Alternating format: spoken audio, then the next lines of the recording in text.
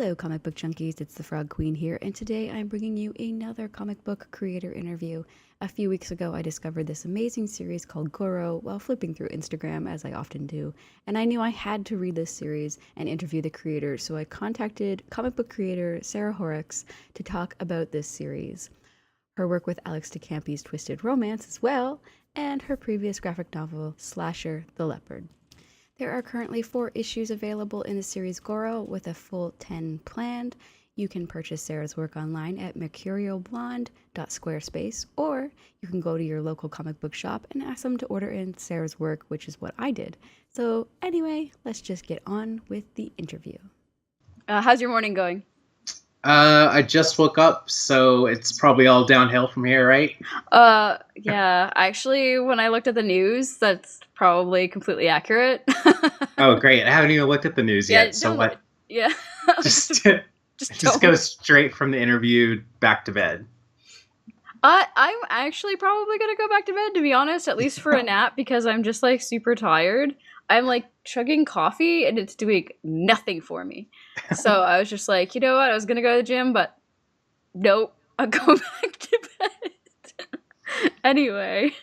Yeah, I wisely stayed up till, like, 3 or something last night.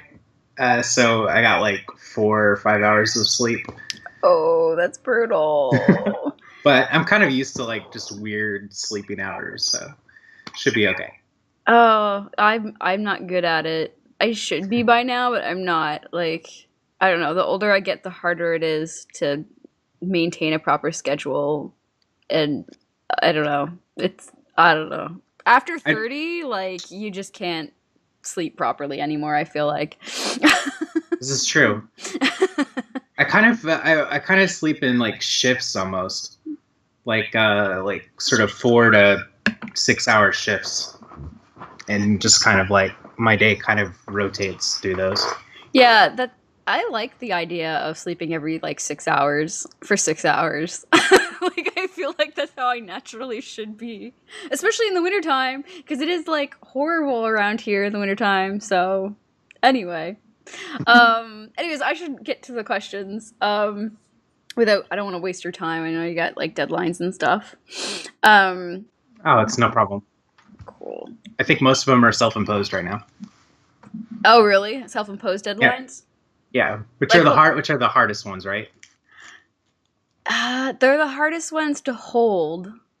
Like, hold yourself to, you know? If other people are making you accountable, I find, like, deadlines are a lot easier. But if, like, it's me, you know, trying to make myself accountable, it's more like, well, it doesn't really need to be done today. Oh, see, I'm the opposite. Like, I get, really? if I'm not doing what I'm supposed to be doing, just, like, anxiety starts creeping in, and I'm like, oh, I should have been working on that. And they'll have to do, like, more tomorrow or something. No, that makes sense too. Yeah. I need to be more focused. That's my big problem right now. I'm too scatterbrained. But yeah, the anxiety thing I definitely get you on, because, like, I've been, like, anxious. I woke up at 5:30, so I'm just, like, an anxious ball of stress at the moment, and tired on top of it for no reason. So, but yeah, anxiety, totally feel you. I'm just constantly anxious. Okay. Why don't we start with talking about GORO? Okay. Because I finally just got my copies, which were right behind me. I'll grab them in a second. They're right behind me. So I just got my copies from my local comic book shop. First of all, people can get those from you directly, right? Yes. And there's a couple stores that have them. Your store and Escape Pod in New York. And nice. I think Floating World has some copies, and the Beguiling in Toronto just got some copies. I like the Beguiling. They're just kind of, like, in random places store-wise, but it's easiest if you just order for me. Plus, I can, like, sign them and stuff. Oh, yeah. See, that would have been awesome. I should have done that. because then mine would have been signed. Yeah, I got them from my local shop because that's what I usually try to do is like get everything through them unless it's impossible, which a lot of the times, yes, it is impossible because I look at pretty obscure books that just, aren't through Diamond or anything, right? But yeah, everyone should definitely go to your website. What your website, was it sarahhorrocks.com? I can't remember. Shit. It's I think I'll put it it's in the description below in the video. yeah, well, it's always some combination of like it might be sarahhorrocks.squarespace.com, or it might be mercurialblonde.squarespace.com. But you can kind of find like my stuff. Just Mercurial Blonde has like my Twitter and Instagram and all that stuff, and my website's and links to all that stuff. So Right. Yes. Okay. Cool. And Instagram. Instagram's where I found your work at random. It was like it came up as a suggestion, and I clicked on it. I was like, "Oh, what is this?" And then I I was didn't even like, know Instagram was working like that. That now.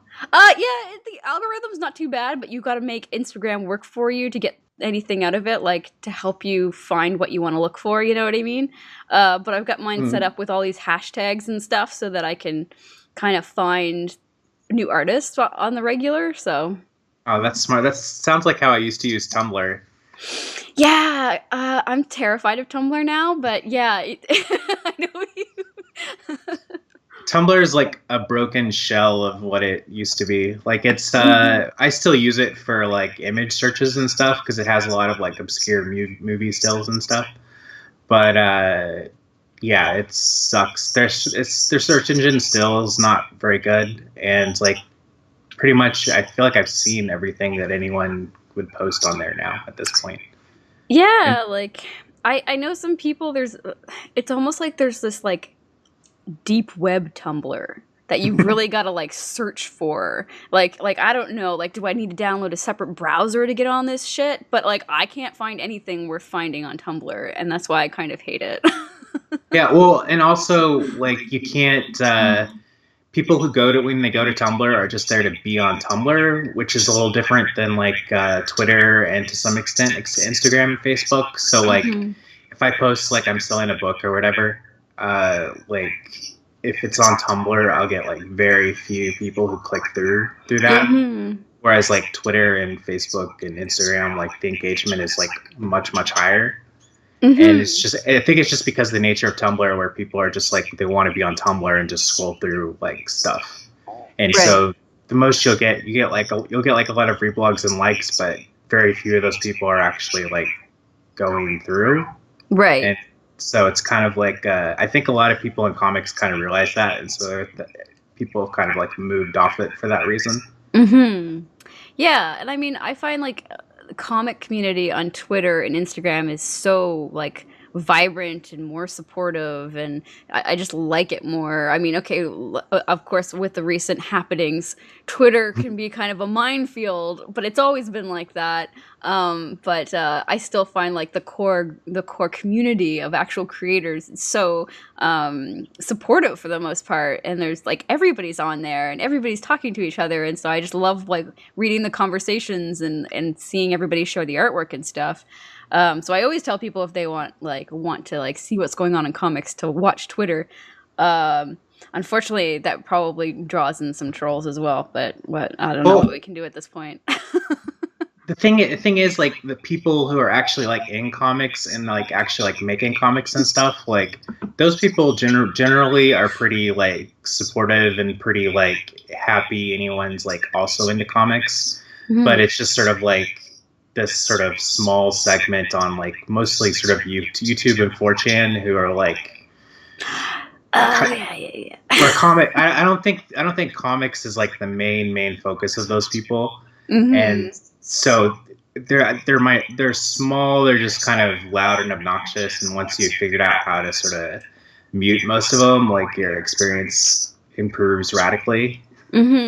Yeah, exactly. When I recently discovered the whole the bots thing, I was like, oh well, that's just genius. I don't have people really bothering me that much. Like every once in a while I'll get somebody, and I pretty much just be like, okay, so Cool. Like, like I got told to kill myself a couple times the other day.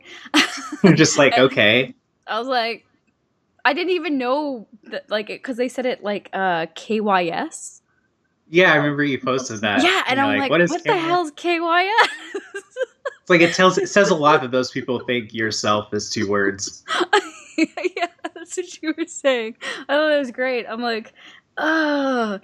Anyway, but I mean, I find like if you ignore them, they generally do go away because they Yeah, just.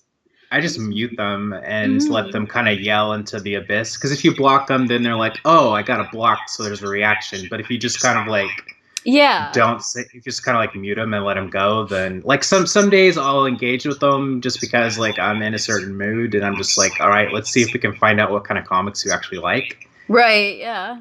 But other times, like if they're just kind of repeating like the same thing over and over, I'm just like, okay, I'm done with this conversation and just gonna mute you. You can do what you want, but I'm gonna go on with my life here. Yeah. Yeah. Exactly. And I think that's like really the only way to deal with those people for the most part. But it Yeah. is interesting to try. Yeah, like I said, to try and talk to people to figure out, what their deal is, kind of thing. Yeah, and why are they being assholes? But but of course, sometimes it's Mm. just not worth it. Anyway, I was gonna let me just grab Yeah. the Well, comics from behind me here. Ah, my floor's slanted. So I was really rolling there. I know. it's a strategic floor ramp. I know. Well, it did bring me to the comics. I rolled right backwards. But Yeah, so at least it's slanted in the right direction, right? Yeah, totally. So, I will put some artwork. Everybody can see it in the intro. I usually do like a gallery. So this is GORO. And there's 4 issues right now. How many are there going to be? 10. 10 in total. Okay. Yes. So, and I have like 2 or 3 pages left on issue 5 right now, so I'm just about halfway done. So I'm pretty excited. Ah, sweet. Yeah, I'll probably end up just directly ordering the rest from you then, so I can get them signed because that was a really good point. Yeah, people. I have a lot of people who order them from Canada, and there doesn't seem to be like that much of an issue. So. Oh, that's good. Yeah, for us in Canada, it's more just like outrageous shipping charges that that the post actually charges for no reason, and it usually has more to do with the U.S. at the time on that day than it does with anything that's actually going on in Canada. But anyway, because nothing really changes that much here. It's a very slow to change, whereas like I noticed in the States, it's like at the drop of the hat, they're nuclear wars being threatened. Well, they just got rid of like a whole shipping class that I was using for like internet. Like you can't ship like first class priority international if it's merchandise now. So you have to like what the places are doing now. You have to like you send it to like distribute like some weird like sorting center through. And then they do your international stuff now if you want to use like a similar like class. So it's very bizarre to me right now. It just like happened in January randomly. Like I was like trying to print international label and I got this bizarre thing about like it was shipping to like Idaho or something like that. And I was like, okay, is this gonna work actually? But it did, so it's sort of okay. It's only so far it's only a couple dollars more, but I don't know. But I kind of factor that in when I like, because I do charge like some international shipping, especially if people order like more than one book, because the weight. The weight, yeah. And you do use like a fairly lightweight paper, actually. Yeah. So, which is nice. I think the covers on some of them is where most of the weight comes from, because it's kind of a thicker cover on some of them. Yeah, I was going to ask you. I know that you've pretty much done this whole book by yourself. Are you printing it and then you said you're putting it together as well? I'm just printing it, and I go through. I think they're called best value copy. I just send them the PDF, and they send me back like boxes of books put together, and they do a really good job, I think. Yeah, no, they're great. They look great. I like the size. They're nice and big. They fit. Yeah, They're magazine size. that's my favorite size of comic is like sort of European like squarish comics. Yeah, I've got like a bunch from. Well, I've got European pressed image comics, Mm. and like I've got like the great big Tokyo Pop ones and stuff. And I really like them. They look really really nice. Well, I like when you get a book and it's like you can just kind of lose yourself in the art. Like, yeah, I like that size. Like Krapak's comics are like that size, and like, I've done some stuff in the more sort of narrow American like size, and it's just kind of like annoying to cram everything like into this little rectangle. Yeah. Even drawing, like, I talk to a lot of people. That's a good question, actually. When you're drawing, do you draw large, or like what kind of scale? Are you like drawing very large and shrinking down, or is like this like exactly the size? I draw a little bit larger. Like, this is a page I did last night. It's like 11 by, well, what is this? It's like 14 by 17, I think. Can you pull it in? It's not in frame.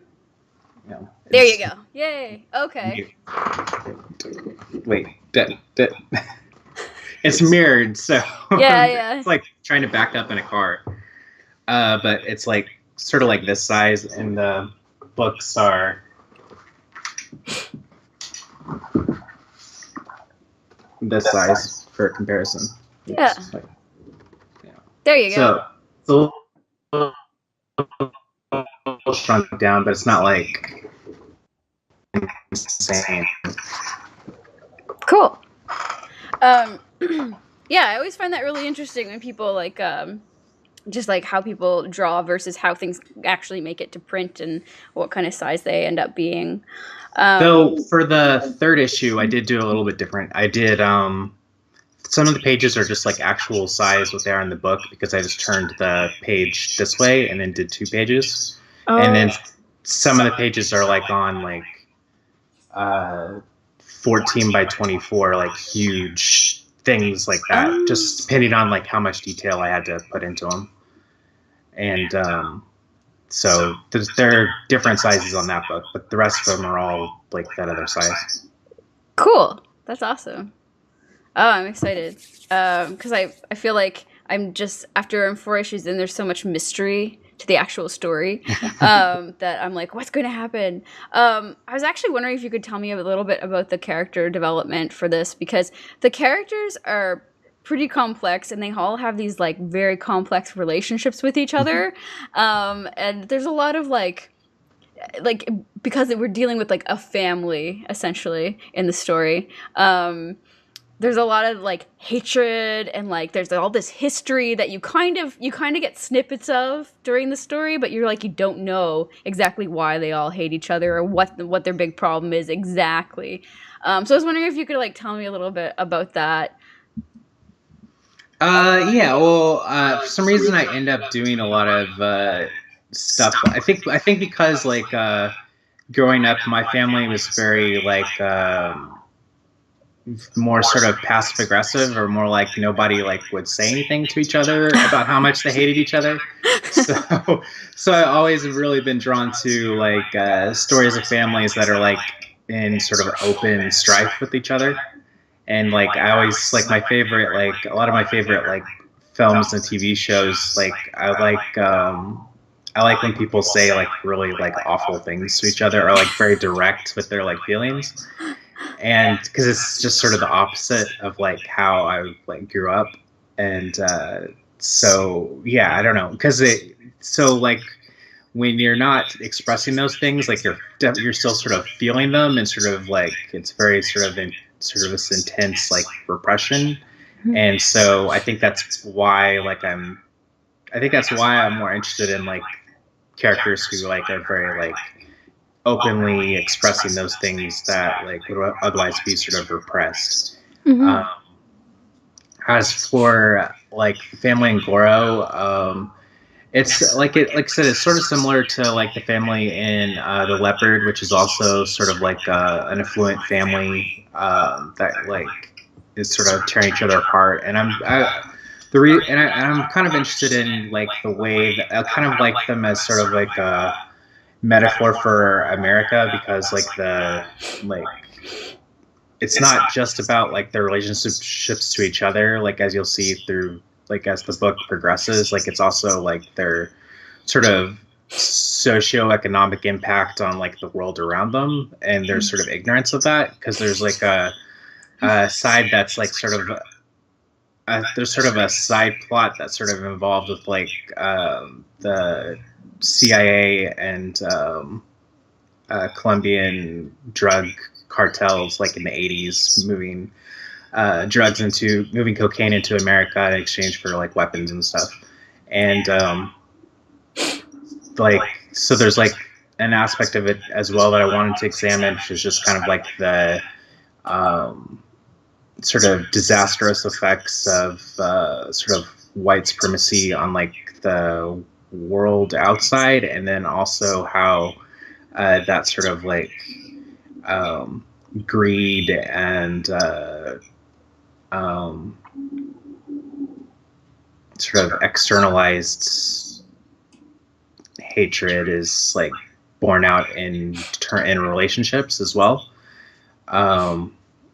So yeah, I don't know if that totally answers your question.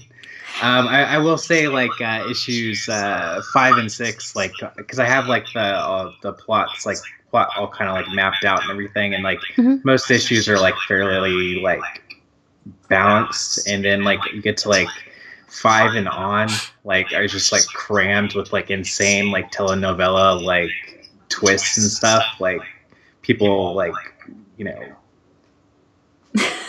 all kinds of like surprise like twists and stuff like that. So it's the last half is gonna be like really packed and very trashy. So I'm looking. Oh, cool. Did you say trashy? Yes, very. I love trashy. Well, because like my like part of the stuff that sort of made me want to make this comic is like Almodovar movies and like telenovelas and like 80s like late night soap operas like Dynasty and Dallas and that sort of thing. Okay, yeah. And yeah, and so I just wanted like to do something that was very like melodrama, and because I feel like comics are really great at like heightened emotion, showing like people that are like screaming at each other or like, you know, crying or all these like extreme emotions. And so I wanted to like have a book that I was able to like try and do those things. And because I don't see that in a lot of books on the shelves necessarily, even though I think it's like a big strength of comics. Yeah. I know, I totally agree with that. Like, one of the first things that will turn me off of an artist or a book in particular will be the fact that you've got all these great characters and they're all saying all these awesome things and they look totally bored while they say them. I'm just like, why is nobody expressing themselves with like their facial features? Like, you're literally drawing people's emotions. Draw them. Well, you look at like sort of older stuff, like people like Ditko and Kirby, like artists of like that era, like their characters have like Ditko's characters have like this like paranoia just like etched in their face, and like pain, and like you see like, or like you look at like a Kirby page and like those characters are like, even background characters have like this like anguished like face of emotions, and their whole body is like contorting and stuff like that. And like yeah, I'm like trying to like get to that level, because like I have a tendency as well sometimes to do very sort of emotionally distant panels sometimes, or like it's I don't know. I'm trying to get better as far as like having these sort of like big expressions of like emotions and stuff in comics, and it's what I think. I think there's a real power. Like when I was looking at like some Kirby stuff a couple months ago, when I was writing like a thing on like 2-page spreads or whatever, and it just struck me how like everything in the like 2 pages is like creates this emotion in you, and like it's so like heightened. And then comparing it to like a lot of modern comics, which are very not that, they're very like sort of static and very distant emotionally and very like Mm. cool emotionally, and it doesn't work for me. I mean, like if you look at like Japanese comics, they have stuff that's like cool, but it's like balanced against something, whereas in it feels like in Western comics, especially like American comics, like it's just sort of a unwillingness to sort of emotionally engage, and everyone just is kind of like making like a TV show, kind of, or not like, and not like a, just kind of like a bland TV show. Yeah. And I want to see people scream at each other. Yeah. I think, yeah, especially with the superhero genre in particular, is one of the reasons why there's so few superhero stories that I will bother reading. I have to really like the writer or the artist in order to do it, because it's so painful. Because of, like you said, it does feel like you're just watching a movie, and that everybody's so bored, and then I'm bored, and like that, like you said, the emotional distance there, like that is one quality of most superhero stories that, you know, it's something you really don't want to even have in that kind of fantasy genre where it's not relatable anyway. So the only way to really make it relatable is through emotions. And then they were just like, no, we don't have emotions here. This is like, Well, what the hell? well, I think everyone's so obsessed with doing like photorealist art for that stuff, and it just looks like sort of posed action figures, and it's such a, like, as a genre, like you think about the stuff that works for you. Like my favorite like superhero page is like that Ditko Spider-Man page where he's like trying to hold up that heavy machinery, and it's like the water's like coming in, it looks like he's gonna drown, but there's like such like a weight to like the figure and like the water coming up and everything, like and it's not like photorealist, it's all in like, you know, the, you know, line weights and just kind of like the composition of the page, like that type of stuff is given more, it's more important than making it look like something like a movie that you're reading. Yeah, And I agree. so yeah, I'm very much trying to like sort of, like for me when I draw, like I want to get like the sort of like emotionally correct thing for like that panel. I'm not necessarily interested in like having just one sort of consistent like thing, like if I have like a table and I have like two panels of that table, like in one panel it might be truer to how that panel is to draw the table completely different than it is in another one. Like it's I kind of compare it to like Bill Sienkiewicz's like Stray Toasters, Electro Assassin, like 80s work, which like he's constantly flipping through styles and like based upon like the emotion of the scene. And like I want to be able to like that's definitely something that I like try to do with my own work, is try and like think about like what's the like truest way to depict this without like just tying it down to like, okay, well I drew this character in this exact style this previous panel, so I need to like draw it exactly like this. So I feel like the through thread in my style is more like is going to be there regardless, like whether I'm drawing it more sort of realist looking or whether I'm drawing like a more cartoony figure, like it still looks like something I drew. And so it's just feeling free to flip between those things, or bending like how I like do stuff, trying to do that like based upon like in like the third issue, like I want like, oh, this part I want to do like in color, even though it's a black and white book. And so just having the freedom to like do that and just kind of do like whatever I want to do is like, or like when I'm toning, like I'm not trying to like, I'm not really concerned about like having it like in the lines and exactly where the shadows are. I'm interested in like the expression of like that texture moving through like the lines and like what looks the best to me. Yeah, I like that about your work, especially.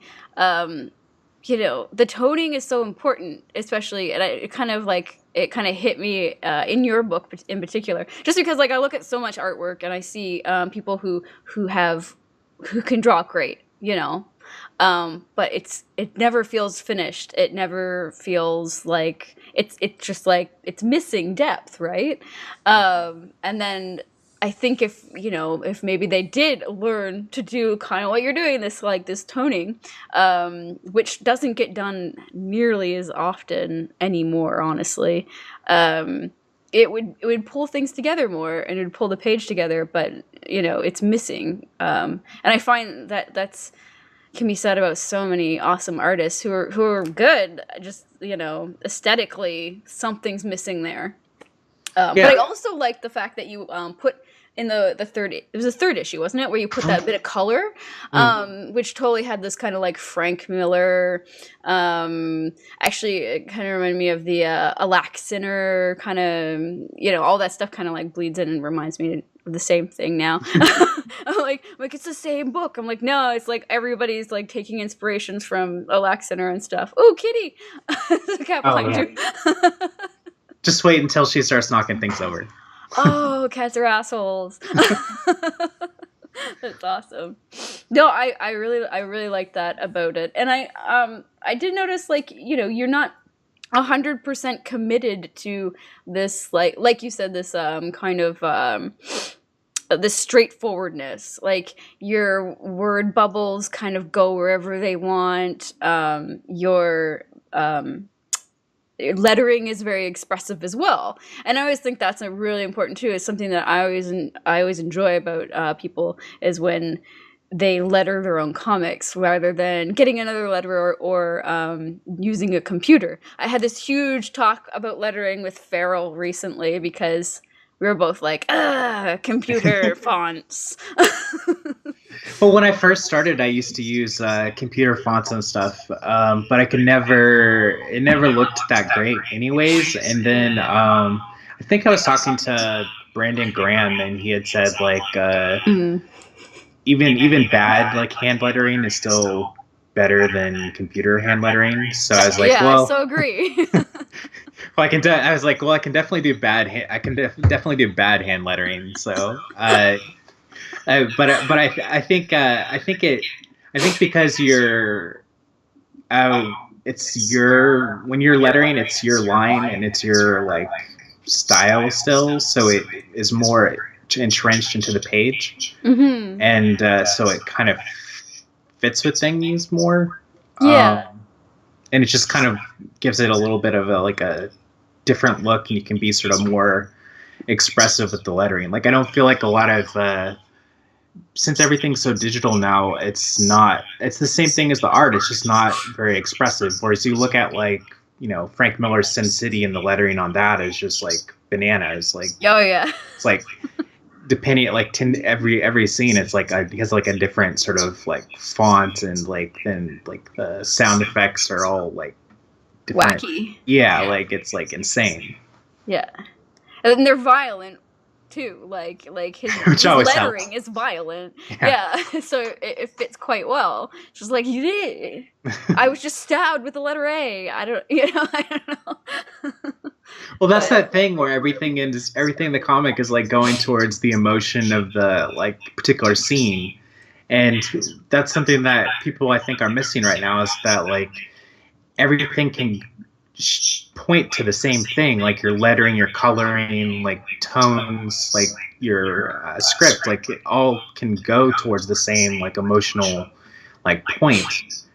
And whereas like I feel like a lot of stuff it's just kind of like different people are just doing their things, and it's rare these days that you see people like all pointed in the same direction when they're doing like a collaborative comic.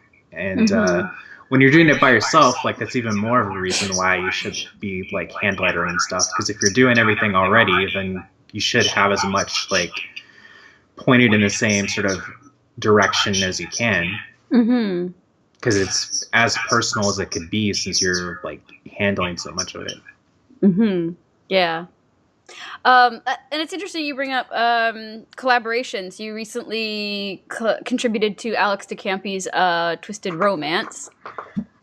which I haven't got to see yet. I got it and I didn't even freaking open it yet because I've been so busy. But how was that? Can you tell me a bit about what it was like working on that?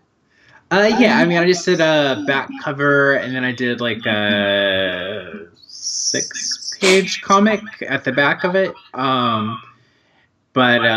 Yeah, like I think it was last August. I got a DM from Alex about asking me if I wanted to like do this thing, and that like she mentioned that like Trungles and Katie Skelly were also involved, and I was kind of like, I kind of had a little bit of a gap between what issue. I think I had just finished the second issue of GORO, so the way that I put them out, I have, it's like I do monthly, but I skip. So I do like print, digital, print. So like I usually have like a gap between like the second issue and the third issue. Like I've at that time of like 2 months, so I had time to do something small like that, and I think it was the people who were working on it wanting to sort of be in a book that they were working on, and then the fact that it was like a romance genre stuff, which was similar to what I was doing with GORO already. Like, so I was interested in doing that, but then when I sat down to do it, like, I ended up doing it. It's kind of like, it's interesting to read because I made it before the third issue of GORO, and it was kind of like a sort of test run of the things that I did in the third issue of GORO. Like I basically wrote them at the same time. Oh, okay. They were both like both involved the characters sort of like going to hell at different points, and so I had to like come up with my conception of like hell, and sort of like I had my first sort of run at it in Twisted Romance, and I don't know, and it's weird because it's like, oh, do a romance comic, and so I ended up doing the story of like my starting point was wanting to do my starting point. I was thinking of like Kate Moss and Johnny Depp in the 90s, like at like a castle out of the movie Ludwig, like Bavarian, like ornate, like castle type thing, Right. and like this idea of like you know that like Valkyrie story where she like tosses herself on the like funeral pyre of her lover as it's like on fire or whatever. Mm-hmm. And like it was like that, it was like those ideas, and then like the idea of like Orpheus going down to hell to like sort of bring back his lover type of thing. Mm-hmm. And I kind of wanted to like soup that into like this sort of idea of sort of very sort of love that transcends time type of thing, but also very like this idea of like death as like a mistress that could be that your lover could like cheat on, like the idea of being like jealous of someone you love like dying, like that, like they had like promised to be with you forever, and then they like died, and just like the thinking about that as like a jealousy instead of like a grief, Mm-hmm. and then sort of unpacking that and trying to figure out like for that character like why that reaction would make sense, and then if there's like introduce like the other like lover or whatever, and they sort of turned into this like very beginning of time, end of time like thing where like two lovers who had like forgot each other at different ages and finally like met each other in hell. And it was like for me that's like romance. No, that's great. And I did it in color too, so it's like very like where I use like tone and stuff for texture, and GORO with I just kind of did that with like different colors and stuff. And I don't know what it is about like when I do like image backups, because I did one for Prophet or Earth War a couple years ago, and it was also kind of aesthetically similar, like, and also kind of weirdly obscure as well. So it's just like whenever someone asks me to do like an image backup, like it just sort of brings out a very like weird stories for me. Whereas when I'm like doing them on my own, like they're still weird, but I feel like there's like a very particular result that's been happening when I've been doing these image backups. Well, I suppose like it must be interesting to get an offer like that to be like, hey, do you want to do this? And then you can kind of be like, can I do whatever I want? Well, yeah, well, I mean, that was like, I wouldn't have done it if I had to like consider anybody else's feelings. I get it. Like a lot of like people who want to like work with me or like want me to do stuff where I don't have control, and I always turn that down. Like it's only when I like do stuff where I have like can just do whatever I want that I'm like, okay. It's like sort of like if I can do whatever I want, and it's not going to be a thing where I put it into something and it's just going to disappear. Like I've had stuff like that with anthologies before, especially where it's like you do this kind of cool comic and then it's just kind of like it sort of disappears into this anthology where it's like why I'd rather just like keep it and put it out on my own as like a small story or in like my own an anthology of my own work, and then people like can actually see it, because a lot of times like the people who like normally like buy my books don't necessarily catch the stuff that I'm doing that's not like in my store type of thing. Right, yeah. Like with different publishers and things. Yeah, so it's like I've done some like critical writing too, like that, where I did like an article in Study Group magazine on Prince of Cats, and I really liked the article, but it's it's just kind of in a print magazine that a lot of people wouldn't see, whereas if I'd written it online, even if I right, more people would have seen it, and I'm more interested in like people seeing the stuff I'm doing than like just any particular like doing one thing or another. Mm-hmm. But yeah, I'm really glad I did it. The reaction has been like amazing. I think it's probably the most reviewed of my comics that I've ever like seen. Oh, that's wicked. And so and like everyone's like really likes the art on it too, which is really cool to me, because I didn't start drawing until I was like 29. And so I'd always been like always just sort of considered myself a writer, and then I was like, well, if I want to do comics, since I don't have money to pay people to draw for me, like I need to just figure this out, how to do it on my own. Mm-hmm. And so like to see people like focusing on the art of something I'm done is like very cool to me, because I'm just like, because I literally like could not draw anything like when I started, and now it's just like people are kind of digging the way that I'm drawing things. I'm like, that's crazy. No, that's wicked. Yeah, I definitely was drawn to your artwork a lot because it did remind me, and like we talked about, it reminded me a lot of Krepex. But it was also like the angles and like the perspectives that you would draw characters from. I always found really interesting. And it was the first thing I saw of yours was this cover. Oops. The GORO issue 4. It was issue 4, right? Yeah, it was issue 4. Yes. So that was the first one, and I was like, "Whoa, what's this?" So yeah, definitely. It's interesting that you didn't start drawing till 29, though. That's really interesting.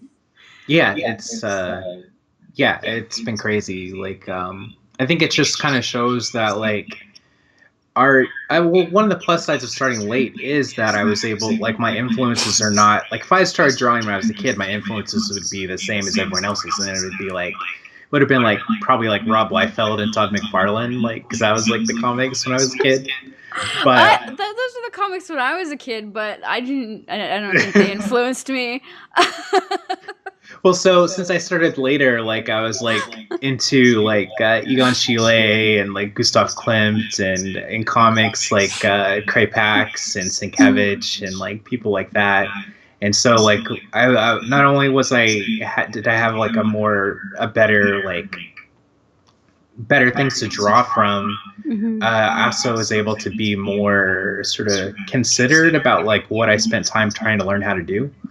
So I could be very like, okay, I want to learn how to do this, and I need to figure out like how this works and everything. And that's something where like my like writing comics criticism and stuff like has been a part of my process, is just like trying to like figure out like why a piece like resonates to me, like what the components are, and then trying to, because I feel like anytime like a piece of art resonates to you, what it's speaking to is something that you have within yourself, and then so in your own art is trying to find your way through this like influence to this true thing that's just in yourself, that you're seeing in this thing but isn't fully expressed like from you. And so like working through an influence is just trying to like find that thing in yourself that you're like feeling when you see something and it like moves you. And yeah, so like I've just kind of like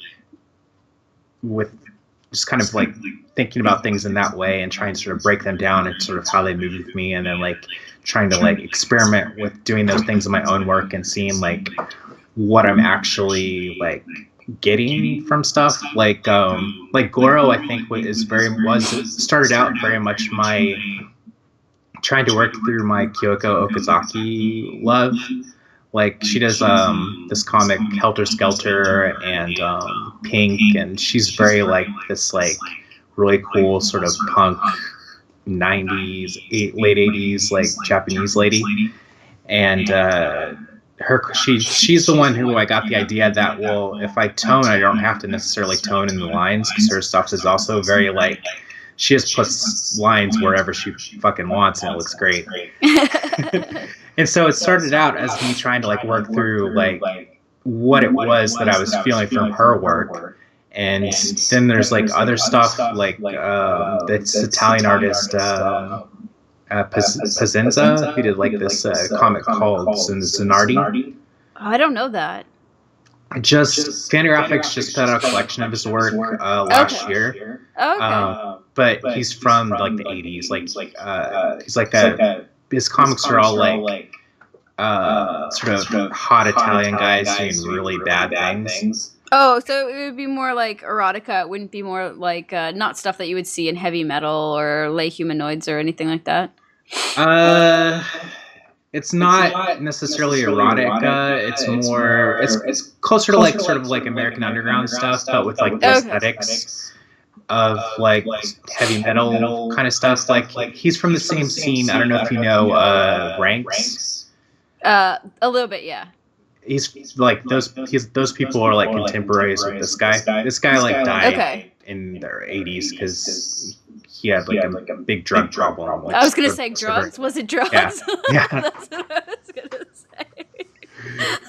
So the comics are a lot about like you know trying to like get up, trying to like get fixes, or just like you know just sort of random sort of almost undergroundy adventures, but like he like will literally he's like will change how he's rendering something from panel to panel, and it all sort of fits together. And I was just like it was so liberating to me to see that. And I'm just like you know, no matter what you draw, it's still your own. Mm-hmm.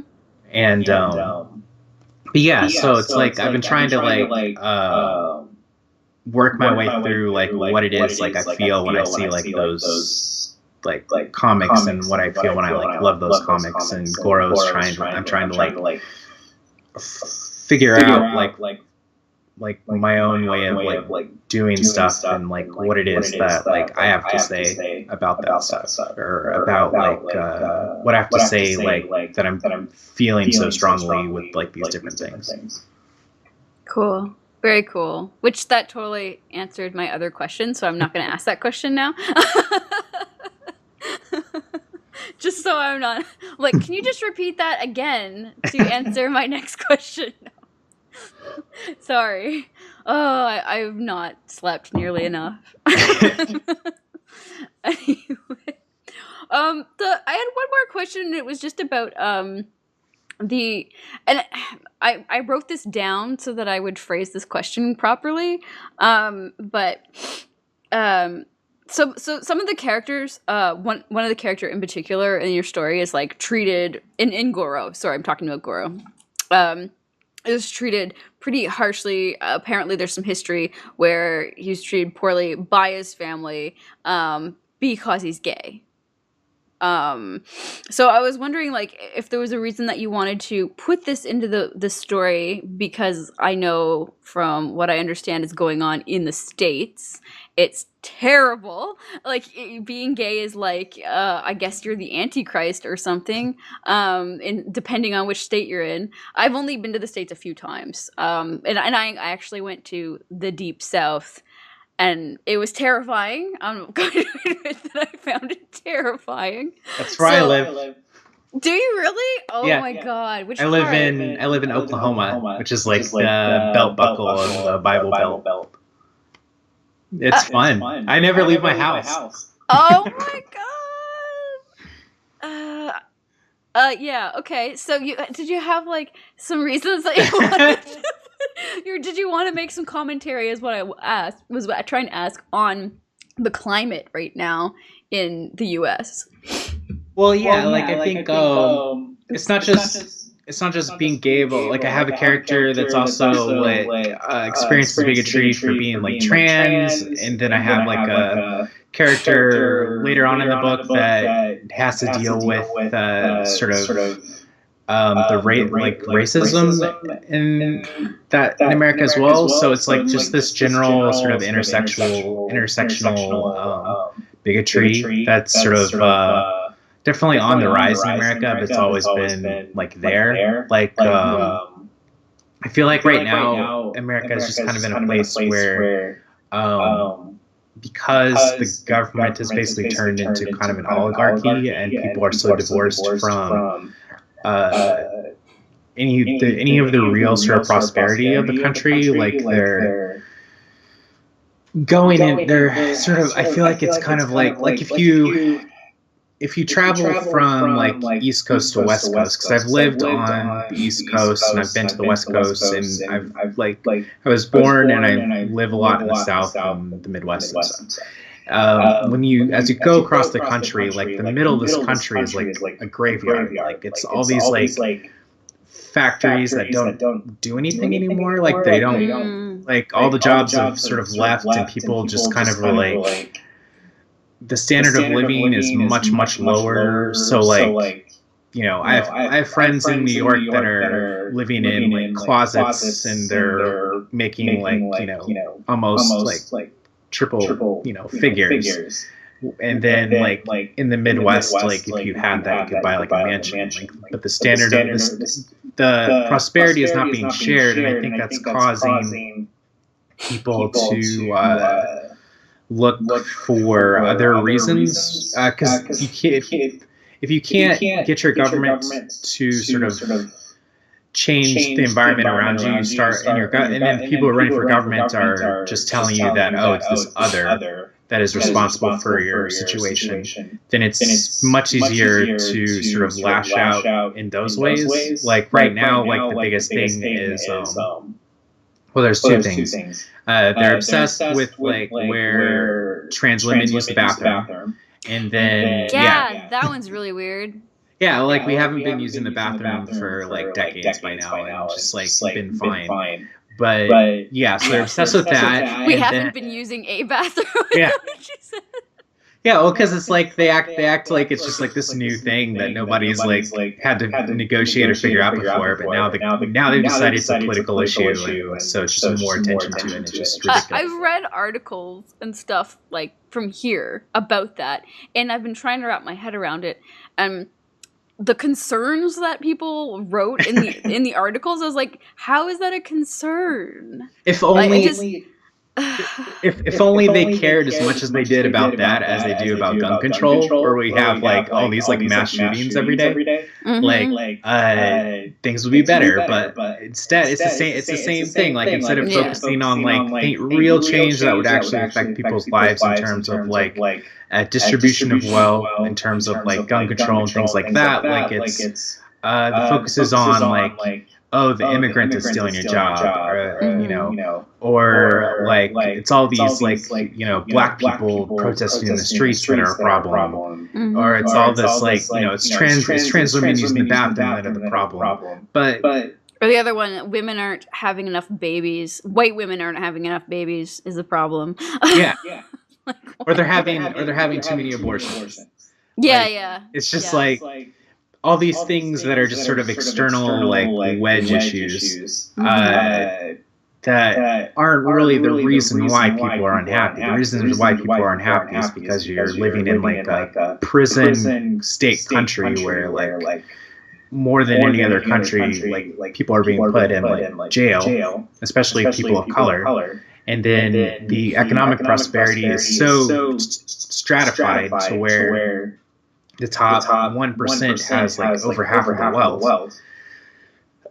like, and then meanwhile, like your educational system is crashing, and like all these other like serious aspects of like there's no without campaign finance reform, like our senators and representatives pretty much just do whatever they're paid to do because like they can be given like infinite amounts of money, and so there's no repercussions for that. So ostensibly you have like a couple of billionaires are just buying out like the Senate and Congress and just sort of like writing the laws themselves, and then like the like pharmaceutical companies, like it's such a clusterfuck across like every systemic thing, and it's all about like just like fucking people over to the point where what they want is like people who are dumb, hateful, and too exhausted to say anything about it.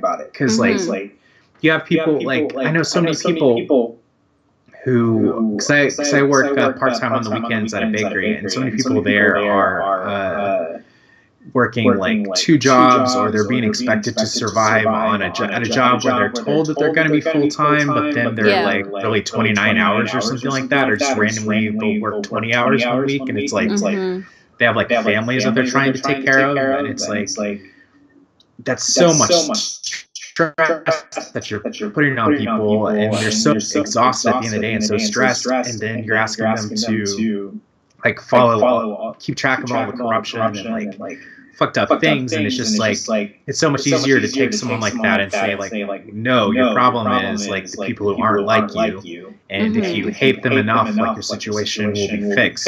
But I mean, if you can lock up like all the black people, you can keep trans women like completely out of society, you can like do all these things they want to do, and it still will not solve like your like fundamental issues. And that's something that I'm really interested in, like trying to like I try and express like my anger with that through GORO, like because it's just like so it's frustrating, and you know that it's not going to get better, it's only going to get worse, and just like every day waking up with like that kind of like despair, and still having to try to like push through is like very much like something that like I'm really interested in trying to like get across my work. Like there's like I think it's like the first or second issue. I remember there's like a really sort of almost like hateful internal monologue by the trans woman at the hospital where she's watching her father that she hates like get a sponge bath basically. Yeah, I thought that was hilarious. Well, and I was just like, this is so awful, but so good, like at the same time. Well, and when I was making that scene, I wanted to make it like I didn't want it to be necessarily like where she was like perfectly justified either, because I feel like she's also sort of like body shaming the nurse unnecessarily. Yeah. And like, because everyone's interested in making like when they depict like trans characters, everyone's wanting to do these perfect like paragons, and I wanted a character that was not perfect, but that you still had to like listen to what they said, or you still had to respect their like basic human dignity. Because a lot of times where what we do is we say like well, these these people who aren't like me are okay so long as they share my beliefs, but as soon as if they step outside of those beliefs, then like my bigotry is justified in coming out. And I wanted to create a situation where that like wasn't the case. But anyways, like so she has this like very like angry sort of like screed there, and I was at Rose City Comic Con. And I had this. I sold this book to this woman like on Friday, and Saturday she came back and just like put the book on the table and flipped to that part. And was like this, and I was like, that made me feel so good. That I was like, that was the like reaction I wanted. I wanted someone to be able to like hopefully out there like read that and be like, oh, someone else feels as like mad and despairing about like how fucked up and weird like the situation is right now. And it's just like it's cool to hopefully put something out where people can be like not feel alone in their despair and feel like can recognize it in other places, and then understand that you have outlets to sort of like scream into like art and everything. Mm-hmm. No, exactly. Yeah, I know that's such a serious topic, but I felt like I had to bring it up because there's a lot of serious topics that get kind of like approached in this book, and I like anything that has to deal that's brave enough to be political, because you have to be brave to be political right now. Like, that's kind of like the way it is, or anything like, especially any like kind of commentary like on like social classes or anything about racism or homophobia or anything like that. You have to be so brave to like actually publish anything that critical of society in that way, because everyone's so quick to jump down your throat about regardless of what side you're on. So that situation is so messed up because the people it advantages are like sort of establishment angry white dudes. Like Howard Chaykin and Frank Miller have no fear about expressing their like dumbass like thoughts that like are so completely out of touch with reality. Like those guys have no fear because like they're divorced from it. But like that's true. Yeah. People who are like who actually could have something to say and like should sort of be speaking out about those things are the ones who are afraid in this environment, which is completely backwards, because it's like that's like for me, I try to come from it all from a perspective of like empathy, and I try to think about things as much as I can in a sort of like intersectional way. Mm-hmm. But I also am interested in like I don't know, because at the same time, like I don't necessarily consider like my work necessarily just like purely political, but I am interested in these things. I do feel like they're a part of like the fabric of whatever it is I'm feeling right now that I need to like express with comics. And I don't know. I think self-publishing too like gives me a certain like confidence, because like there's nobody else's name who's on my checks that I have. Nobody can fire me. Like I can't. There's nothing anyone can do to stop me from like making the comics I want to make. Right. And I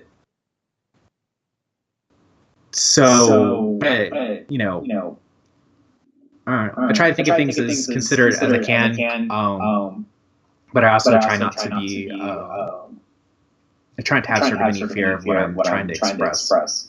And GORO is interesting because it's like just kind of on one level it is where I'm most interested in like the melodrama and like the sort of heightened emotions between the characters and like the sort of trashy plot and everything. But then on the other hand, like I do like that there's like space to say some things that I hope they're organic to the characters themselves. Like I hope that they come off as something that both is related to like how the characters view the world and tells you something about how they view the world, and also like their relationships to each other. More so than just being. I don't want it to read as like a manifesto. And honestly, I don't think it does at all. Like when I read it, it wasn't even like, I wasn't thinking like, oh, this is a political book. Do you know what I mean? That's not the impression I got. I just thought it was interesting to bring up, because as people are always like talking about the diversity in comics right now, and honestly, I don't think comics are that diverse. No. I mean, like, they're becoming diverse, but I don't find them super diverse like other people are outraged about. So to me, it's like, oh, here's a comic that actually shows some diversity for a change, you know? So I felt like compelled to bring it up because it does address some politics, but it's definitely doesn't feel like the center of the story in any way. It doesn't feel like a political book. I mean, I've read quite a few of those lately. Me too, unfortunately. But I think there's a lot right now, especially that are political and critical of the government. But well, one of the things that aggravates me about what's going on right now in comics is that I see a lot of people who where the diversity is more in the front of the book and not behind the book. Yes, yeah. And the political ideas that they're trying to express are not, they don't feel felt, and they just feel like they're token-esque almost. Yeah, well, they're branding. Like, it's people who are not truly thinking about the issues that they're trying to express. They just are they're expressing them in the most like surface way possible, and like just so that they can like you know brand themselves as being sort of progressive people, but they're never like they never take it far enough to like deal with the complications that stuff like really entails. Like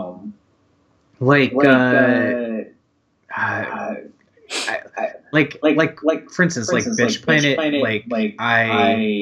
I like Kelly Sue a lot, and like I think she's like a great person, and she's like you know I think she's doing. It's really cool to see like women like do all these cool things, and like I've met like artist Valentin Delandro. Like he is like the nicest dude. Oh my god, I met him in Portland last year, and he's like, we're both into like women's soccer, like to a ridiculous degree. Oh, nice. So we had like a whole conversation. Like he's like amazing, and I think as an artist, he has like some really cool like strengths in terms of like how he draws like bodies and like texture and stuff like that. But he's like the problem in Bitch Planet is he's being asked to draw like these like a lot of sci-fi tech stuff, and like the sort of space isn't very defined. Whereas I think if the book had just been done in like a less sci-fi setting, it probably would be better. Yeah, I could see that. But my thing with that is that I felt like I felt like Ms. Marvel and Pretty Deadly were much more like personal works, which isn't to say I know that they're personal, but that they felt more like expressive of like a personal thing, like if that's like an aesthetic. Whereas with Bitch Planet, I felt like it was very it was more like a book of slogans than it was like a book of like what it was like. If the book had been what it was like hyped to be, it would have been my favorite book like ever, because I love exploitation stuff, and I wanted and like the idea of like when you hear Kelly Sue talk about the book, and she talks about like sort of her anger that it comes from, I'm just like I wish that was in the book, but it's not. Like it's just very like there's a I don't know if it's a fear of engagement but there's just like a disconnect between how far she's willing to go like in that stuff to say something that's like truly like you would actually have to consider and think about. And like that's sort of emblematic of like a lot of the way that this stuff is being engaged with right now in comics. It's just sort of like very, people are afraid to deal with things in a more than surface way. And I think it's because like a lot of times they're making books where if we actually did have a more diverse industry, there would be people who those stories, that's their stories to tell type of thing, and they would actually like have more like there'd be more behind it. Whereas like in comics, it's a lot of people who feel that these stories should be told, but there's no one like that being elevated to tell that story, so they feel that they should take it upon themselves to tell that story. So like Paul Jenkins did that Alters comic about the transgender superhero. I didn't read that one. It's terrible. Don't read it. Okay. I figured it would be like, and it was just not the kind of comic I would read anyway. It's just so Alters. Yeah, well, it's just so dumb because it's not even. It's like the perfect like cis dude like perspective of transness, because it's like, okay, well, the story obviously has to be about the transition, and so we have to, and it's like that's always a thing for like cisgender audiences. So obsessed about like that aspect, even though it's like such a small percentage of like trans people's like lives in general, and so it's like that, and then it's like all this stuff is just very like go team transgender type stuff, and it's just like I'm like, you're not really engaging with the stuff, and I think it's just because like he's like, oh, well, I talked to all these different like transgender people, and I'm like, okay, I mean. That doesn't mean that you know what you're talking about. And it doesn't mean that you can convey any like actual realness. Yeah. Like, so the problem isn't that Paul Jenkins is making like a stupid, lame, like transgender story. The problem is that there's not the people who actually that's their experience and actually can write a story on that are not being given. Yeah. So, like in comics, there are tons of people in color who could talk about like the experience of like black women in Bitch Planet, but who are not given the platform to do that. And so instead, you have people who think that who are right in saying that these stories should be told, but who are just kind of put out there because like they're the only one there, where it wouldn't matter that Paul Jenkins has like a transgender like comic that's kind of lame if there was a bunch of like transgender comics being elevated and out there for people to choose from. Then they'd just be like, oh well, that one's just lame. Who cares? Exactly. But he's taking up the oxygen in the room. Yeah. Taking up the space. Yeah, exactly. And it's so good you say this, because I had to review a comic, and I can say this because I reviewed, it was my friend's comic. I was doing it for free. So, and I read 4 issues of this comic. It was so, you know what, Danny, it was bad. It was bad. Anyways, he knows what I thought. I gave him notes upon notes upon notes. But I mean, we got this guy who's essentially white, cisgender, straight male. He's Jewish, so he thinks like that makes him not white, but he looks white. He still gets the same privilege as every other white person. So anyway, he writes this whole story about this black female superhero, and I'm like, he keeps trying to talk about racism, but it's like it comes across so phony, and I'm like, why is your main character this black lady who's dealing with student loan debt or something? Because like that's, to him, that's poverty, dealing with student loan debt. And so I'm just like, dude, you're so out of touch, and like, please do not make your main character this person. You don't know anything about living like a black woman.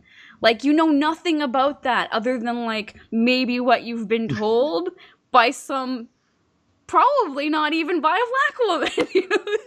Well, and it was so frustrating to read. Well, the thing is too, in that situation, what you should really be doing is examining your role in these problems for Black women. Mm-hmm. Like your experience as like a white person and like how that is contributing to that situation. Like everyone's happy to. It seems like everyone's happy right now to have a person of color as like a character in their book. Like all these like white dudes have like people of color as like the stamp on the front of their book, Right. but they're not thinking about like what their role is. They're not thinking about like the personal aspect of that, the true personal aspect of that story, which is like the way that you benefit from like a white supremacist culture and the way that this creates this environment for this character. Like that should be your starting point. It shouldn't be trying to start off with okay, I'm gonna just wear the skin of this character and think about like from that out, because you really don't know what you're talking about. But you can start to sort of break down the systems that you like are privileged by and how those like impact marginalized people around you. Like which is definitely something that like with GORO is definitely a through thread in GORO, is that I'm trying to like one of the I think one of the like low key themes of GORO is like the sort of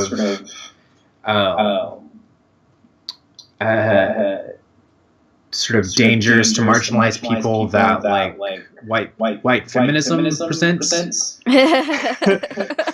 there's like a lot of situations where like where it's that thing where somebody's like thinks where like a white person thinks that they're doing the right progressive thing, but it's they're still ignorant to the privilege that they're enjoying, and so it creates these scenarios that are like dangerous for others that we're not taking ownership of and not examining. And so there's like I think that's a low key thread of that. And I've done a couple of my other comics that kind of had like similar like bends where I'm interested in. There's definitely a level in a lot of my comics where I'm interested in the way that like socioeconomics and like race and things like that. Like I'm interested in like the impacts of like white supremacy both internally and externally. Which makes a lot of sense considering I live where I live.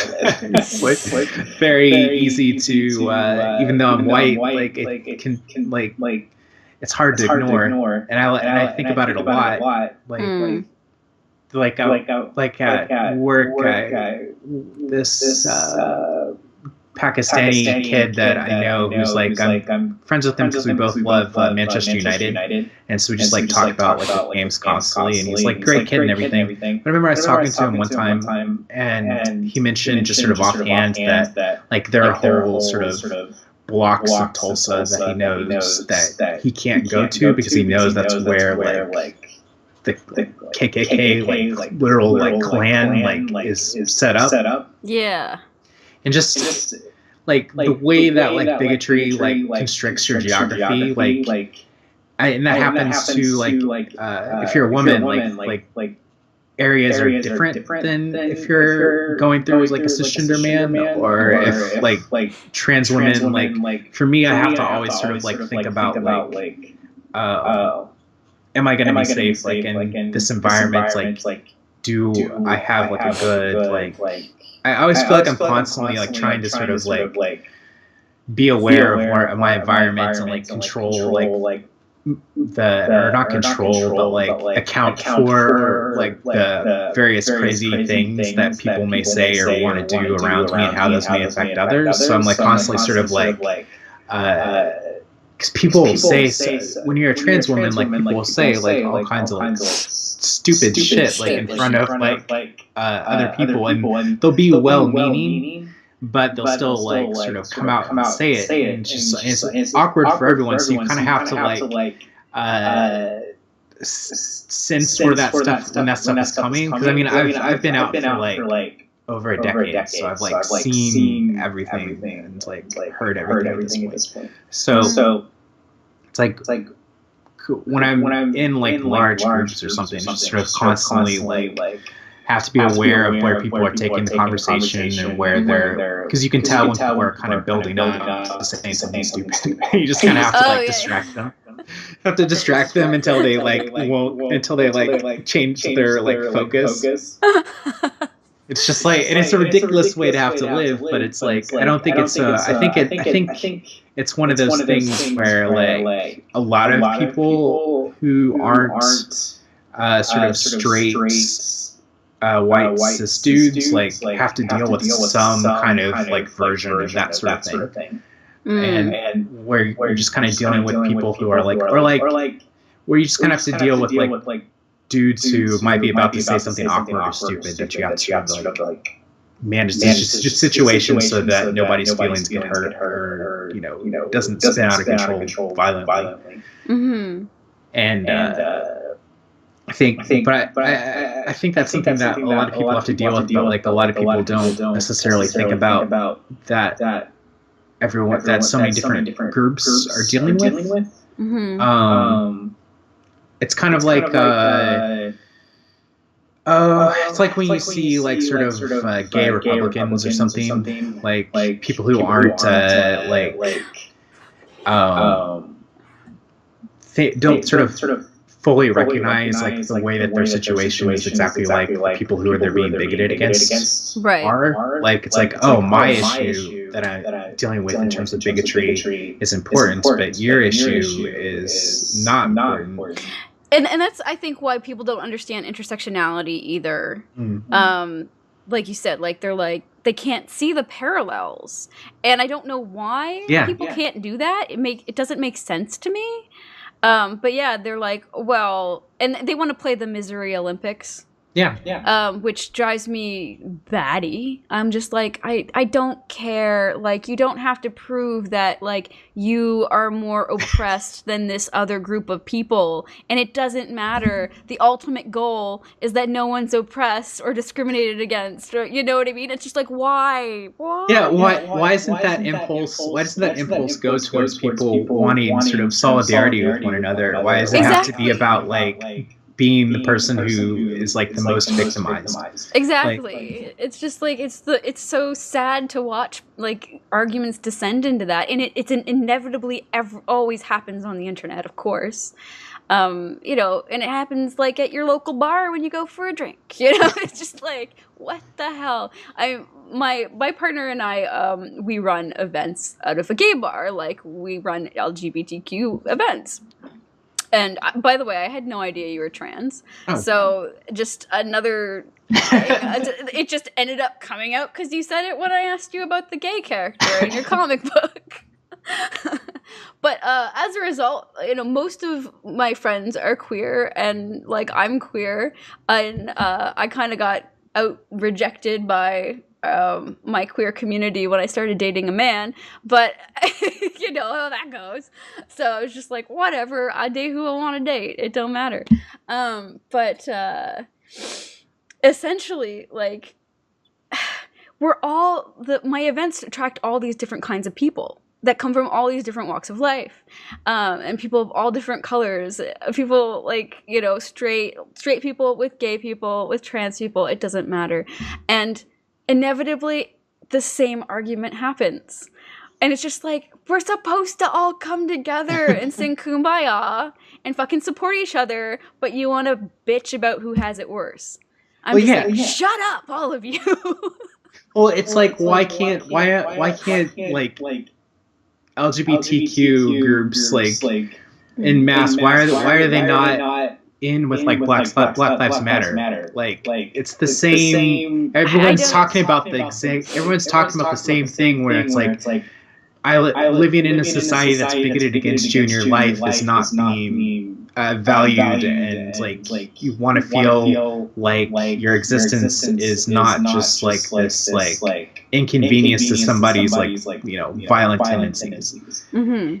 And I mean, I don't know, because it's just, I guess it's a problem that's like always going to exist, but it seems like we have all the tools to like totally understand that we should be working together, because I mean that's all social media is about, is like creating these like communities of people, and it's just like I don't understand why it's not happening. I don't understand. Like, it happens on smaller scales, but I just don't understand people who can't like think in that way, or can't like be more sort of understanding and see how like your concerns and their concerns can be like the same, and why you can't care about like those concerns to the same level of your own, because it's like if everyone gets lifted up, then everyone gets lifted up. Like, it's the more people who are together. You take a bunch of marginalized people and you put them together. That becomes a not a minority, becomes a majority. Mm-hmm. But it's just about getting everybody like on side. Like, I mean, if you took like all the LGBT community, you took like women, you take like people of color, and everyone who's just kind of like fucked over through this like sort of patriarchal white supremacist society, and everyone was just like, we've had enough of this. Like, you're talking about like what, 70 or 80% of any country, and it's like if everyone could just like feel that solidarity, you could actually like have like meaningful changes to society. But I don't know. The reason it doesn't is just because there's so much money in it not being that way. Like, there's so much money in like having people apart and everyone fighting and discourse and stuff. Yeah. Well, and the thing with like social media is you're so advantaged by like being the most outraged, or like having the most like hottest like take against somebody. Yeah. And so it's like gamifies people into this mindset where they're just kind of like trying to like one up each other in terms of like how they react to things, and that's not meaningful like discourse. And it's just like all it is people yelling at each other. And you don't get anywhere with that. And I find I see that a lot when I'm scrolling through Facebook. I had to go through. I know this is so not it's kind of comics related, because my Facebook is mostly just comic book creators that I've met over the years, and that I whatever. That I'm a fan of. Some of them don't talk to me. Some of them do, whatever. They're my Facebook friends, And then there's like my actual local community. And it's interesting to me. I had to unfollow people that I know that are in my city, essentially, because of the stupid shit they'd say. And I was just like, I can't read this because I can't engage. I can't engage because you can't have meaningful conversations about this kind of stuff on the internet. And it was a few days ago, I was like, I've been unfollowing these people forever. Their shit still shows up in my feed when all I want to look at is comic art, okay? That's all I'm interested in on Facebook. And then I'm just like, I think I gotta stop looking at Facebook. I gotta make it so I'm only looking at it like a couple times a day instead of trying to network all day, like here and there when something pops up on my phone. So now I'm just like, oh, the light is flashing on my phone. What time is it? Nope, it is not time to check the Facebook. Do not look at it, because it's just going to upset you. So it's kind of like how I've had to deal, because otherwise, unless you kind of like black out points of your day where you don't absorb this, you're just constantly looking at it and constantly looking at this controversy. Every controversy. and it keeps you in this state of constantly being mad too, because you get in these like long threaded arguments where nobody changes their position at all, and it's just like, and they're not even reading each other's position. Yeah. And you just like it's something that I learned from message boards, because when I was younger, in message boards, like, it just ruined my day if I was like arguing with somebody like and nothing would change. So it's just like I learned how to like. For me, what I do is I like say my piece. I'll hear what they have to say back. But the second that I hear the same thing again, I'm just like, that's when I leave the conversation, because I have like, I'm like, okay, this is, we're just gonna repeat. I'm not gonna repeat myself. I don't care for you to repeat yourself. Said our piece. Now we'll just go our ways, because it's like. That stuff is like a weird poison in your brain. The more when you let it engage yourself that way, like you have to have it. You have to have it where you're choosing when and how to engage, and you're not like letting yourself be pulled into doing stuff that just is gonna like poison your brain. Which I don't think a lot of people who didn't come up with message boards like really have that like switch. So a lot of people, especially on like Twitter, get like really wrecked by like not being able to like just sort of mute conversation and pull away. Mm-hmm. And yeah. And the recent thing that I've noticed, I've had people contact me about a creator that I'm friends with, recently got rid of their Twitter account, and fans or trolls of them have been messaging me asking me where they are. And I'm just like, look, I'm not discussing this creator with you. Like, I know, like, I had several people ask me today, actually. And I was like, look, like, I know that you follow me and that's cool. But, we don't subscribe to the same political agenda. I've seen the negative things you've said to this person, so I'm not comfortable discussing this person with you. You know what I mean? And I'm like, and I'm kind of weirded out that you would even ask me, that's kind of fucking weird. but in the political climate, some people are retreating from Twitter, and the biggest complaint I've gotten from people looking for this person is that they muted me. How dare they? And it's like, but you were being a dick. Like, nobody owes you that attention. And I don't understand why people think that they're owed that. They're owed some kind of Twitter response. It's like, what the hell? Yeah, I've seen that with people who get like blocked on Twitter. Like they're like they go, oh, I can't believe you block your fans from being hurting comics and all this stuff. I'm just like, why nobody? This is weird thing that's happened now, because all of these like people that like say 15 years ago or more, like you would not have been able to directly interact with. Mm-hmm. Exactly. Now because you can, you think that you're entitled to. I think eventually a lot of people are going to start just logging off, because I think that like I went a day without Twitter like for something or other, like a couple months ago. Just like I'm not going to use Twitter for a day, and my brain felt healthier, like just because like there's like a weird like short attention span like glaze cloud that comes into your brain like using this stuff constantly. Yeah, I agree. I think eventually people are just gonna log off, because I think they are gonna find like some sort of neurological like shit that all this like stuff is doing to us as a species, that people are just gonna be like exhausted. Like, no, can't do it. I know that I used to start my day by looking on YouTube, reading the news, and checking my feeds. Now I don't start the day like that.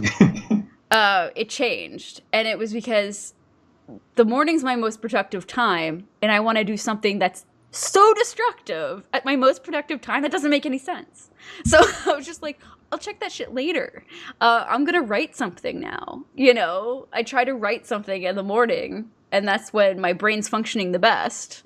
And then I can do the stupid bullshit later. It is insane what happens to time when you're looking at that stuff. Like, oh yeah, you think, oh, I'm just gonna check Twitter for a second, and then it's an hour. You've lost an hour of your day, and you're just like, I've lost this hour, and I've literally learned nothing interesting, but I've done something for an hour. Yeah, and I think it is that kind of It does. It's almost like gambling. Didn't I see something? I think I read something recently about how social media interaction is like gambling because it has that same reward. So you get that instantaneous reward firing centers, like when the lights go off on a gambling machine, and you're like ding ding ding. And you're like, oh my god, somebody's talking to me. It's like the notification button is the same thing as those little wee jackpot or whatever.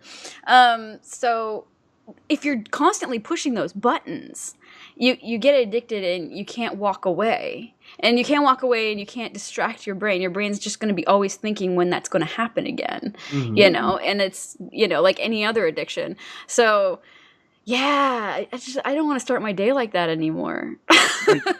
I think that's going to become more of a trend. Like I've heard so many people that have like been like getting rid of their Facebook or getting rid of Twitter or just having just having their Instagram or something like that. Like the good thing about Instagram is it's less that because it's more just kind of you post a thing and people just kind of look at it and you kind of look at other people's like thing, but there's not like a.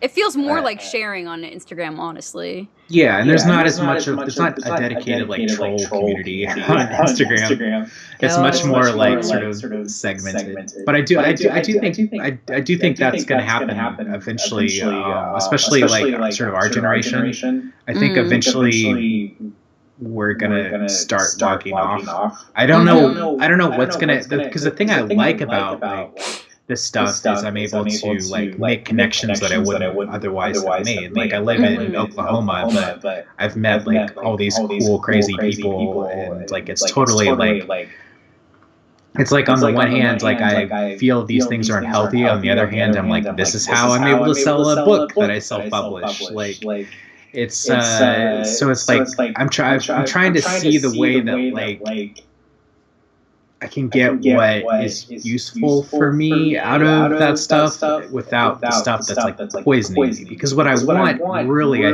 think, is I like the informal connections of being able to meet people that you wouldn't otherwise meet and get exposed to like different ideas. Mm-hmm. But I think where I'm being shortchanged now is I'm not getting enough of the ideas, and it's just sort of a flood of people. And what I would like is more sort of maybe less connections but deeper connections. Right. And I don't know how. I don't know necessarily how we're gonna get to that point, or like what we because you can't just go to like letter writing because like it's like I don't even know people's address to like write letters.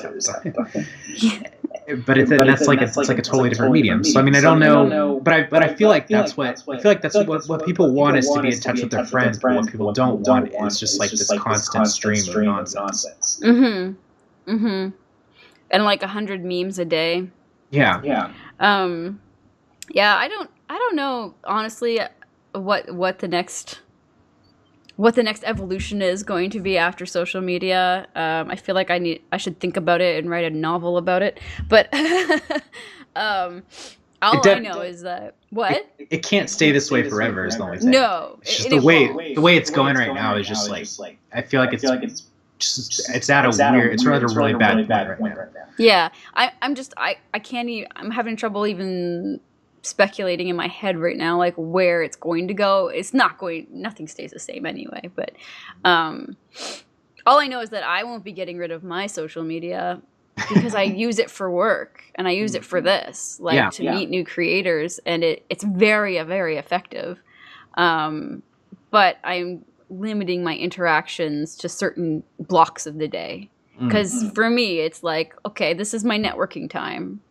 I can't be looking at my news feed 100 times a day. I'm just not going to, and I've kind of put a stop to it fairly recently, and I already am kind of starting to feel like a normal person again. Well, because like you said, there's a fog there. Even if you're not interacting, it's still, pulling thoughts over your head that you don't need to be thinking about, essentially. But anyway, especially when you're trying to be productive and creative, right? Well, and the thing with like comics is it's like so much of like so much of comics is just being able to like do a thing over and over every day until you have do a lot of small things until you have like one big thing. Right. And so you have to be able to like do the same thing every day. You have to be able to like be very sort of regimented and like have a sort of set routine. Otherwise, you just will not produce anything. Like Yeah. one of the things that was one of the things that I always like that was said to me about like making comics is if you've done a panel that day, then you've done something.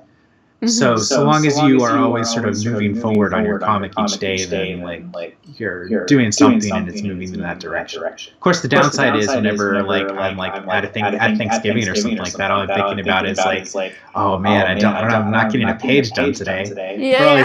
Are all these people like taking up my time? All this like actual social interaction that I could be like sitting there in front of a blank piece of paper. Yeah.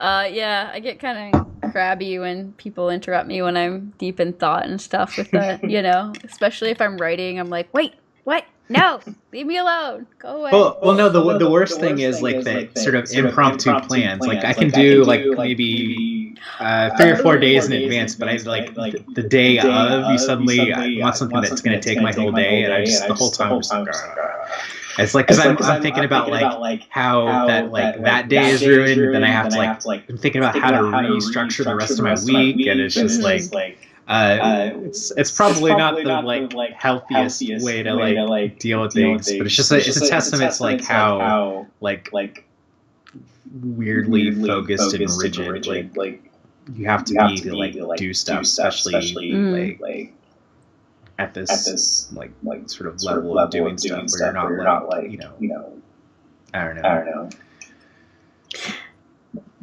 I get you. Speaking of doing stuff, I actually have to do stuff today. Other than sitting in front of my computer, I have to leave the house and go to a comic book store. Oh, fancy. I know. Well, I actually have to do like other things, but like that's something I have to do to prepare for another interview later. Not today, but in a few days. And I've been sick, so it's been really hard to get to the comic book store. It's probably I'm always sick. It's probably where you're getting sick. To be honest, all the germs, yeah. But yeah, everyone's pretty much getting sick these days. Like I think we're all there's a plague. We're all gonna drop off. That's how it's gonna end. It's all gonna be a sort of mass plague. Just drop us all off the planet. Yeah. Essentially, I'm waiting for it. I'm kind of like down with Armageddon, or Oh, me too. Like what I want is an asteroid though. Like I want like a thing where we know that an asteroid's gonna hit like in a day or two, and so you can so you could go do crazy things. Yeah, and you like go get. and then you can like also like when it's happening, you can like kind of watch this cool like thing that nobody else in human history will ever get to see. And then there won't be any more humans. Yeah. And then it's just over. Because I think that's going to be a lot better than like the next 20 years. Because I think the next 20, 30 years of, I think we're in a situation like in the early 20th century where we ended up in like World War II and concentration camps and all that stuff. Like I feel like we're in that sort of situation where there's going to be another huge global collapse. There's probably going to be some like even crazier wars, and I think things are not going in a good direction, and people around the world are very angry at everyone else, and it's just. And the environment is getting worse and worse. So there's all these like super tornadoes and hurricanes, and everything's on fire. You're making me regret quitting smoking. Okay, because now I'm just like, why? My partner wants me to quit smoking. I haven't had one in a while, and I'm nicking out. And I'm just like, see, when we talk about stuff like this, like the current climate of the world, and how shitty everything is, I'm like, why did I quit smoking? I'm not going to live to see 60. So, because nuclear war. Yeah, like, anyway. Not to end on too much of a downer, but I mean, I'm the same. I'm like very much like, I figure I've got like at most 15 years before like the world's completely fucked, or like my thing is I feel like eventually like my body is just gonna start breaking down and my brain will turn to soup. Like it seems like everyone in comics, like once they get really old they get crazy. I think it's like chess, like you see like old chess masters, like they all go crazy. I think there's something about like making like a grid on a page like every day for so long that just like and then like having people like validate that crazy experience that just like makes people insane. So like Ditko and Frank Miller and like Chicken and all of them like just becoming like crazy old people. So I'm trying to do as much work as I can before I become a crazy old person. That's so great. Well, I don't have much time left then to produce some comic, so I should probably get on that. But, yeah, so get to smoking and make those comics and do it before we're all on fire and being chased by like mutants. I'll do my best. I'm excited about the mutants, though. I will say that. Oh yeah. I was saying to someone the other day that like one of the upsides about Oklahoma is we're not going to be targeted by like nuclear war, and so we won't. But the flip side of that is like we don't really need any radiation to have like sort of deranged mutants running around that are like ready for violence, because everyone has like huge like weapon storages already, and they're like ready to go, and everyone's kind of like divorced from reality. And I'm like, we have mutants already ready to go. They don't need the radiation, they just need the starting gun, and then it'll just be Armageddon in the streets. Like it's gonna be nuts. So something to look forward to. Yeah, it's exciting. I'm gonna work on my weapons now. build up that arsenal. Yeah, exactly. I've got a baseball bat, so anyway. Anyways, thank you so much for coming on my show and talking about everything. I can't wait to see the next issue of GORO. Do you have any idea when it'll be out that we can prepare for? The end of this month will be the second digital volume, which will collect 3 and 4, and then the next month, what is next? January, February, March is the next month. At the end of March will be the 5th issue. Excellent. Okay. So I want to say, I didn't say this up front, but I am glad what you do with YouTube. I wasn't aware that you could use YouTube not to like harass people on comics. So I'm glad to see someone out there like actually like talking about comics and like talking to like creators and like doing something cool and positive with comics. So I thought that was really cool. Thanks. Yeah, there's some of us that just want to legitimately talk about comics. You just have to turn off the comments, right? Yeah. I don't know. My viewers, like the people who watch my videos, I watch their videos, and I don't know. We have good conversations in the comments. Not too much hatred, so it's nice. But anyways, yes, thank you so much.